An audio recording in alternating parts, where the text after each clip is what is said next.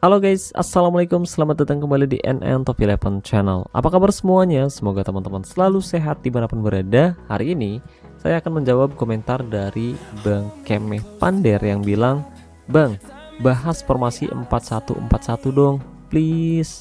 Nah, katanya gitu guys.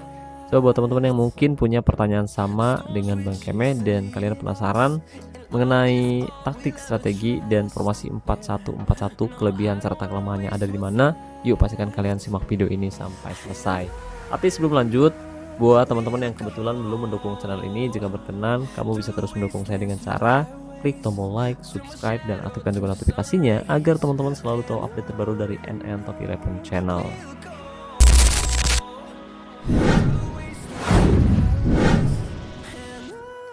Oke guys, jadi hari ini kita bakal uji coba taktik, strategi, dan formasi 4141 sesuai request dari Bang Kemeh Pander.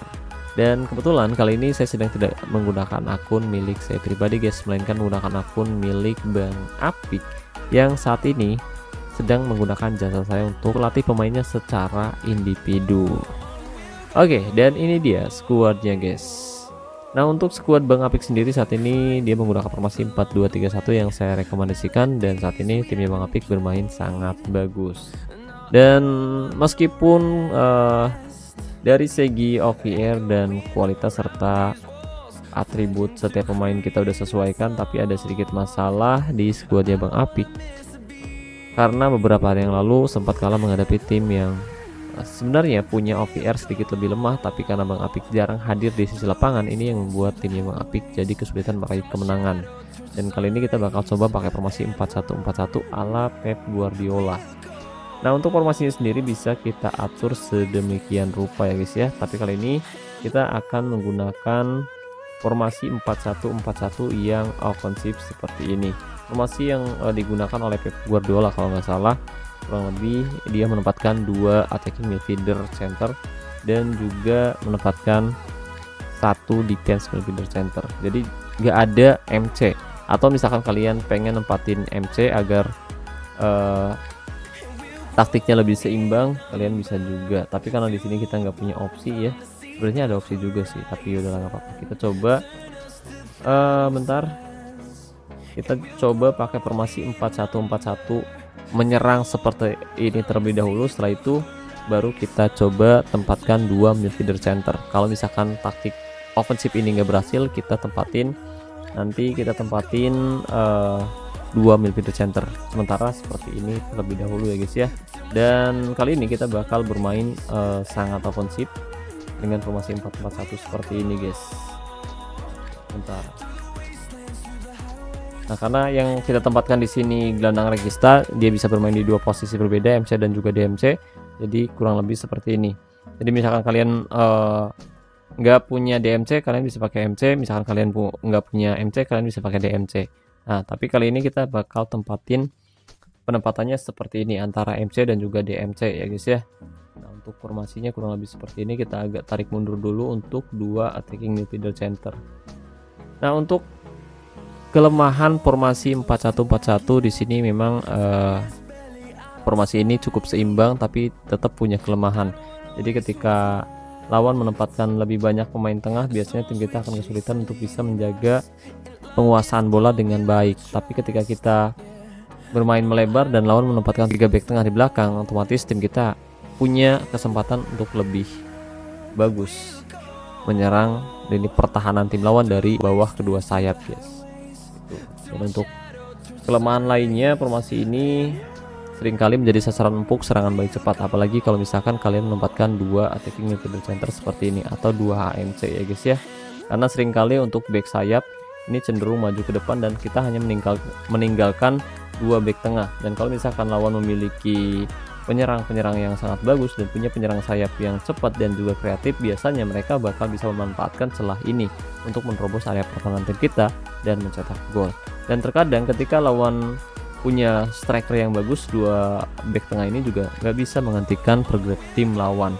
Apalagi kalau misalkan lawan menempatkan 2 MC, biasanya ini pertahanan tim kita akan sulit untuk bisa menghentikan penyerang-penyerang lawan guys. Oke, jadi seperti itu ya guys ya. Oke, anggap aja seperti ini untuk formasinya, kurang lebih seperti ini. Ini adalah formasi 4141 menyerang, karena di sini kita hanya menempatkan 2 AMC dan 2 DMC. Itu. Tapi kalau misalkan nanti formasi ini nggak efektif menghadapi tim yang pernah mengalahkan timnya Bang Apik, nanti kita coba atur lagi. Dan untuk kelebihannya sendiri, formasi ini cukup fleksibel dan juga cukup seimbang antara menyerang maupun bertahan, guys. Kalian bisa menyerang melalui area tengah, bisa juga menyerang dari bawah kedua sayap ataupun dari sayap kanan maupun dari sayap kiri. Intinya formasi ini cukup fleksibel. Dan untuk taktiknya sendiri, karena di sini kita menempatkan lebih banyak penyerang, jadi kita bisa atur untuk taktiknya. Di sini bisa pakai menyerang, kemudian untuk fokus umpan fokus umpan perpaduan, kemudian untuk gaya umpan perpaduan, serangan balik kita nonaktifkan aja. Tujuannya agar tim kita bisa menguasai lebih banyak jalannya pertandingan atau lebih banyak menguasai bola. Kemudian untuk gaya tekanan rendah, tujuannya agar tim kita tidak mudah lelah. Kemudian untuk gaya tackle mudah, tujuannya agar pemain kita tidak melakukan pelanggaran keras yang nggak diperlukan, ya guys ya. Kemudian untuk gaya penjagaan, jaga daerah tertentu, dan jebakan offside nyala. Tapi perlu diingat, untuk taktik, strategi maupun formasi bisa saja berubah sewaktu-waktu tergantung situasi di tiap pertandingannya nanti. Oke, kurang lebih seperti ini. Dan untuk mentalitas penyerang sendiri, mentalitas pemainnya sendiri, di sini saya biasanya akan memberikan mentalitas bertahan untuk kedua back tengah, kemudian dua mentalitas menyerang untuk striker dan juga penyerang sayap atau penyerang tengah, tergantung pemain mana yang memiliki skill menyerang yang cukup bagus, ya guys ya.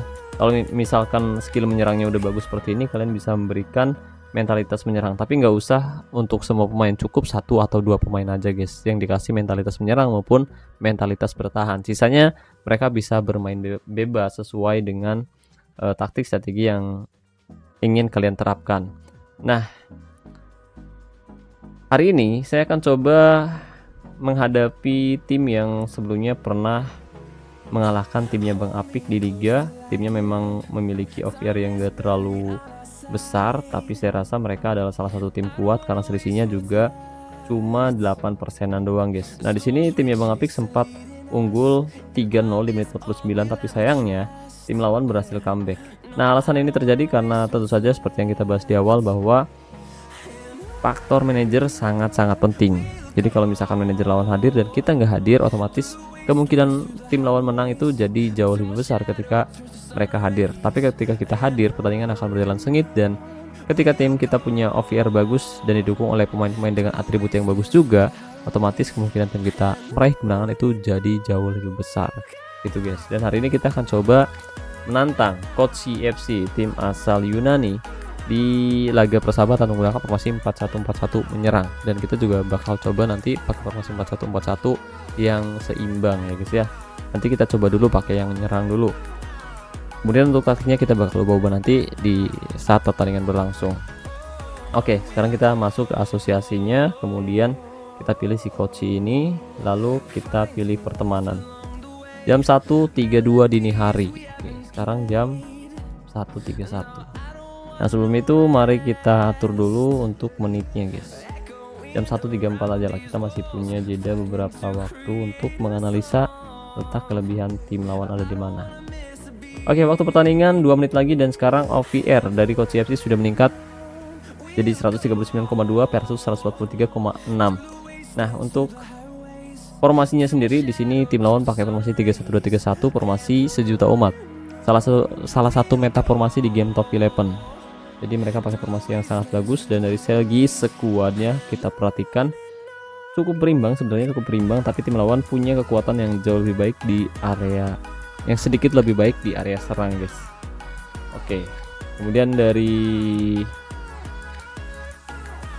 statistiknya sendiri kita lihat, ya mereka punya penyerang yang luar biasa bagus, punya striker yang bagus banget, dan dia juga punya penyerang tengah yang keren ya guys ya. Performanya udah mantap banget ya, mantap. Penyerang sayap kanan maksud saya. Kemudian penyerang tengah ada Manolis Taikviolus, gaya mainnya yang ngance. Oke, di sayap kiri ada Pulse 9 bukan sayap kiri, Pak AML ya. Pulse 9 ini rata-rata atributnya bagus semua guys.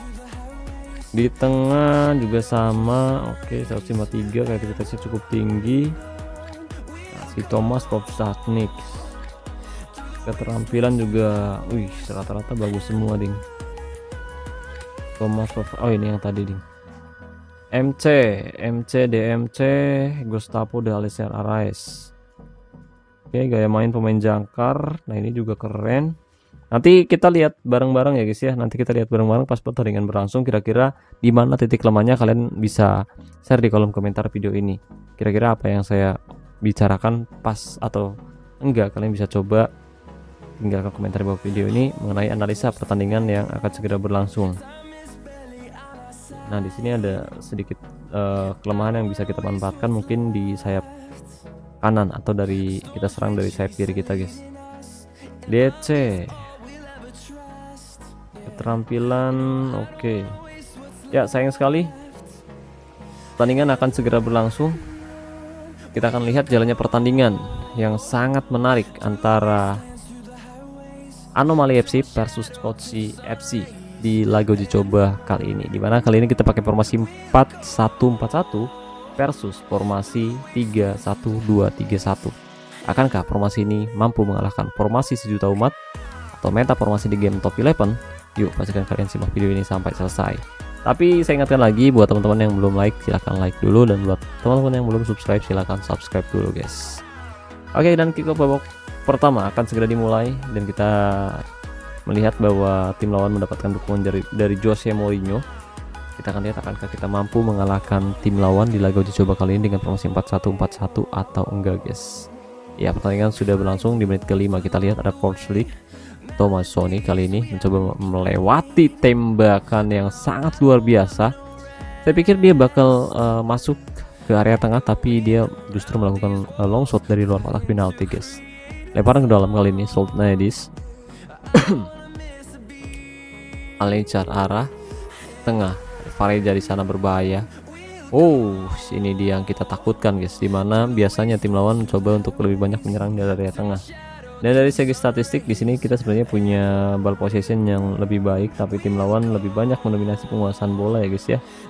Kita lihat serangan kembali dilakukan, serangan balik kali ini Levi, Didier Drogba cukup baik. Oliveira akankah berbuah gol? Didier Drogba kembali, Didier Drogba, dan gol tercipta. Ini dia serangan yang dilakukan oleh Didier Drogba, berhasil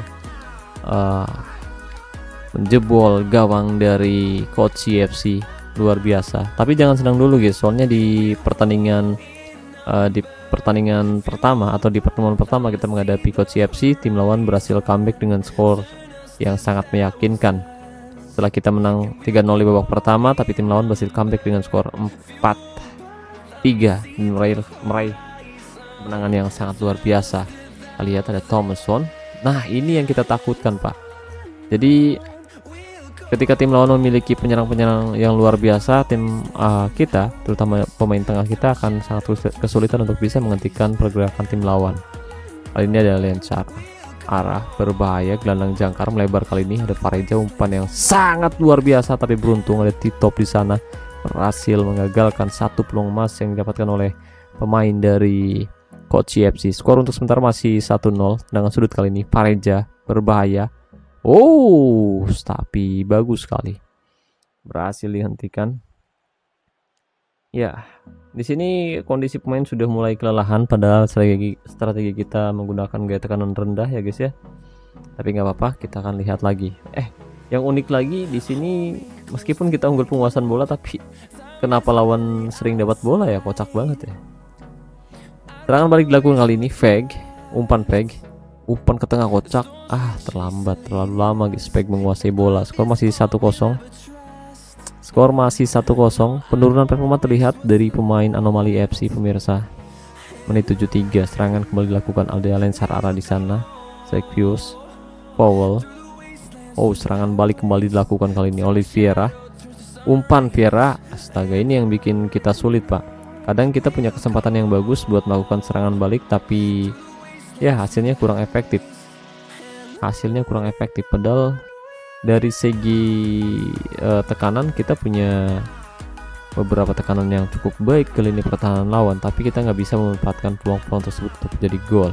Skor untuk sementara masih 1-0. Kita lihat Kategui, Oliveira tembak saja tapi masih bisa diblok dengan sangat luar biasa oleh pemain dari Kochi FC. Skor untuk sementara masih 1-0. Ya, dari segi performa kita bermain sangat luar biasa, tapi pemain dari Kochi FC meskipun mereka menempatkan 3 back, tapi mereka punya pertahanan yang sangat solid. Oh, serangan balik berbahaya kali ini, Linshar. Nah, ini yang kita takutkan. Ketika pemain-pemain kita terlambat turun, mereka akan memanfaatkan peluang tersebut untuk mencetak gol ke gawang tim kita, dan ini terbukti, benar-benar terbukti.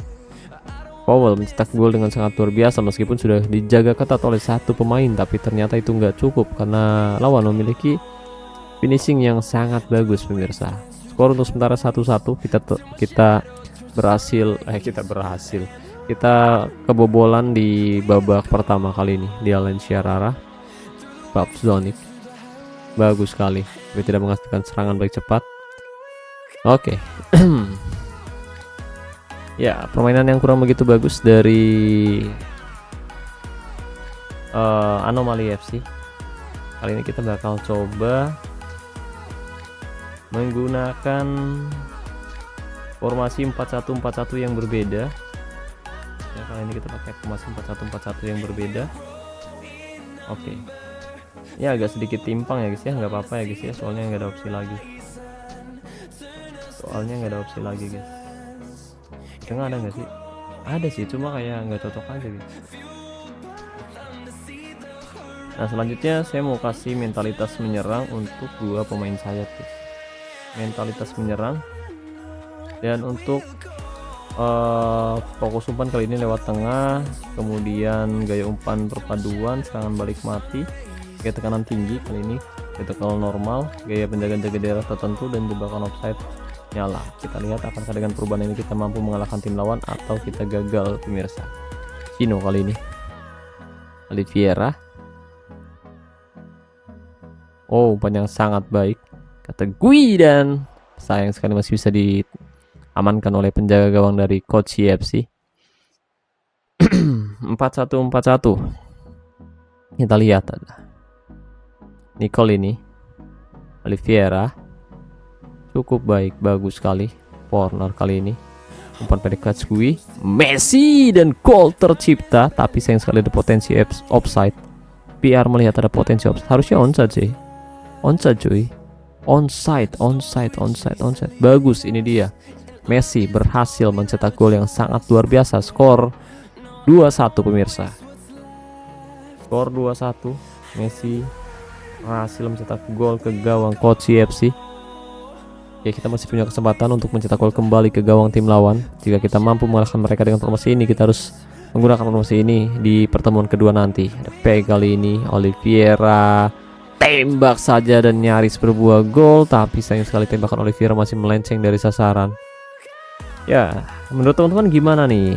Di mana letak kelemahan formasi 4-1-4-1 yang kita terapkan kali ini? Oliveira, P kali ini, Kategui, Messi,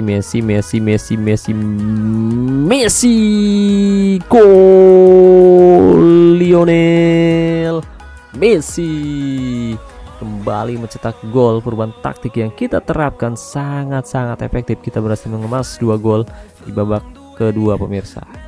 Corner kali ini bagus sekali, Oliveira, ini dia, dan oh, nyaris berbuah gol, tapi tembakan Oliveira masih melenceng dari sasaran. Oke, kali ini kita akan coba sedikit merubah taktik. Kita akan coba gunakan gaya umpan pendek, serang dari sisi tadi yang lemah kanan ya, kita coba serang dari sisi kiri. Serangan balik dilakukan kali ini. Babzonic, Nicolini berbahaya. Thompson di sana, tapi beruntung ada Sergio Ramos, main super agresif yang kita miliki. Menit 77, skor masih 3-1. Kita akan kembali memberikan form latihan menyerang di babak kedua ini pemirsa. Nicolin, Sultandis, Babzonic bagus, lagi-lagi berhasil dihentikan. Menit 79, Chino 69. Chino kenapa pemainnya jelek pak? Oke, 68. B nomor 3 serang dari kanan. Harusnya serang dari kanan ya. Menit 84. Pareja kali ini.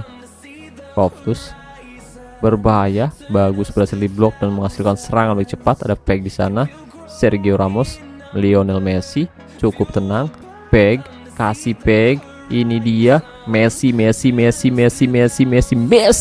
gol Lionel Messi berhasil mencetak gol dengan sangat luar biasa sekali. Ini adalah hat-trick yang sangat bagus dari Lionel Messi. Taktik yang kita terapkan terbukti efektif untuk menghadapi Coach FC yang sebelumnya pernah mengalahkan tim kita di pertemuan pertama pemirsa. Catch gue Didier Drogba, bagus sekali. Messi, gol Lionel Messi kembali mencetak gol dengan sangat luar biasa. Gol kembali tercipta, skor 5-1. Coach FC harus tertunduk malu kali ini. Pareja berbahaya, siapa yang dituju, bagus sekali, berhasil digagalkan oleh Chino FC. Ya, ini adalah formasi yang sangat luar biasa bagus ya guys ya. Meskipun kita sempat kesulitan di babak pertama, tapi ketika kita melakukan sedikit perubahan taktik dan juga strategi, akhirnya kita mampu mengemas banyak gol di babak kedua. Oke, Tito berhasil menyelamatkan skuit bundar, tapi ya Powell dia udah terjebak offside terlebih dahulu. Jadi di babak pertama kita sempat kesulitan ya ketika kita menggunakan 2 AMC sekaligus, 2 AMC, iya benar, 2 AMC sekaligus kita sempat kesulitan. Dan ketika kita menarik satu AMC kemudian memasukkan MC, permainannya agak sedikit berubah. Kita cukup seimbang di area tengah dan jarak antar pemain agak sedikit berdekatan. Kalau sebelumnya kan agak sedikit jauh, jadi pemain-pemain saya tuh kesulitan untuk bisa membangun serangan dengan cukup baik. Apalagi di sini kita menempatkan cukup banyak penyerang di babak pertama, hingga permainan dari Lionel Messi itu ketutup guys. Dia nggak bisa membuktikan, nggak bisa bermain sepenuh hati guys. Oke, jadi intinya seperti itu.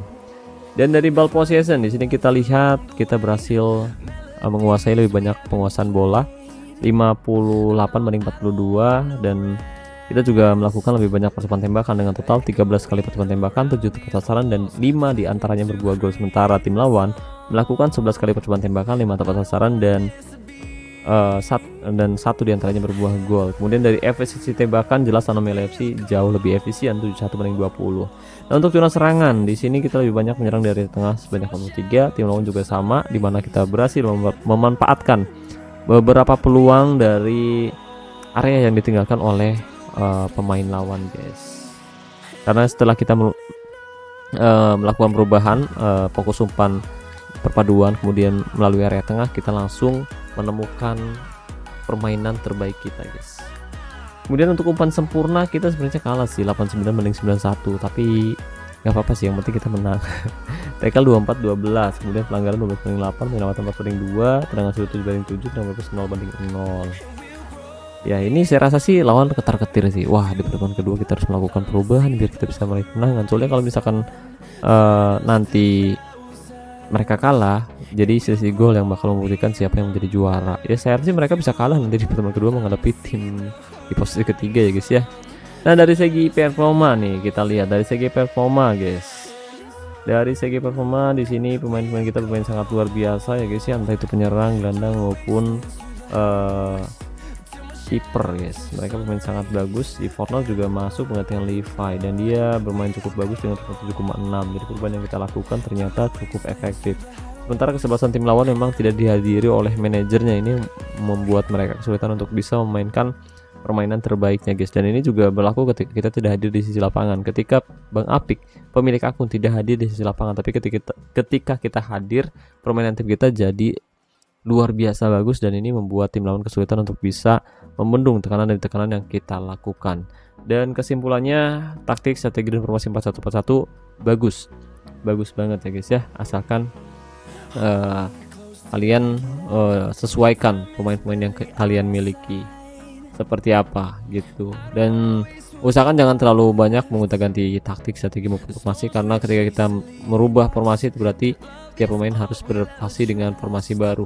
Nah, ketika kita kalah kemarin menghadapi si Coach CFC ini, kita pakai formasi 4-2-3-1 seperti yang teman-teman lihat di awal video, guys. Dan ketika kita menggunakan formasi 4-1-4-1 justru kita berhasil meraih kemenangan telak seperti ini. Dan saya harap di pertemuan kedua kita mampu mengalahkan mereka dengan skor telak seperti ini, atau mungkin jauh lebih banyak lagi, agar mereka bisa tumbang karena agregat gol kita lebih banyak dari mereka.